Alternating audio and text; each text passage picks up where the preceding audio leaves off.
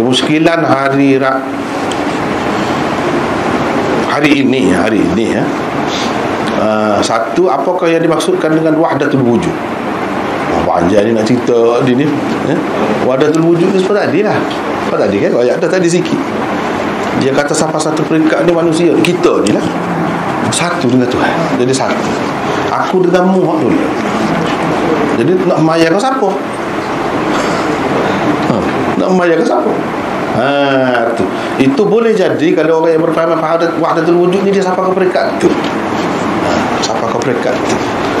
Beratlah. Juga. Siapakah dia Ibnu Arabi? Ibnu Arabi ni tokoh lah. Ya memang pegang wahdatul wujud lah. Dia lah antara yang mengajar, menyebar luaskan fahaman wahdatul wujud ni. Dengan sebab tu ramai ulama pertikaikan dia tak saya terima. Pasal apa dia muda lagu tu duk bawa dalam masyarakat. Jadi Ibnu Arabi ni, Abdullah Ibnu Arabi ni ada dua. Seorang lagi Ibnul Arabi. Tu lagu lain. Anak murid Imam Ghazali ahli fiqh, ahli hadis tu. Tu dah ni Ibnu Arabi. Hebat ni, hebat. Mengarang kita bukan main. Lukis sudah rakon dah.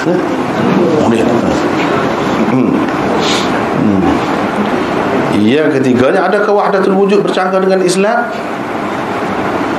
Nak kata secara mutlak tu tidak. Tapi tak salah, tak molek. Hal tu duduk situ bahaya. Seperti asal lah juga tak salah. Tak usah terima, tak usah belajar dengan orang hak lagu ni gitu. Tapi setengah-setengah ulama kata memang kalau wahdatul wujud dengan makna tadi memang syirik. Tapi tidak semua orang yang berfaham wahdatul wujud ni gitu. Jadi sebab tu kita ambil langkah cermat. Tak usah katalah kepada semua. Tengok, pilih dulu. Ada perincian lah. Tetapi oleh kerana ajaran dia tu bahaya, dan setengahnya bercanggah, dia boleh jadi rosak. Jadi tak usah lah. Tak usah terima, tak usah ikut lah. Gitu senang.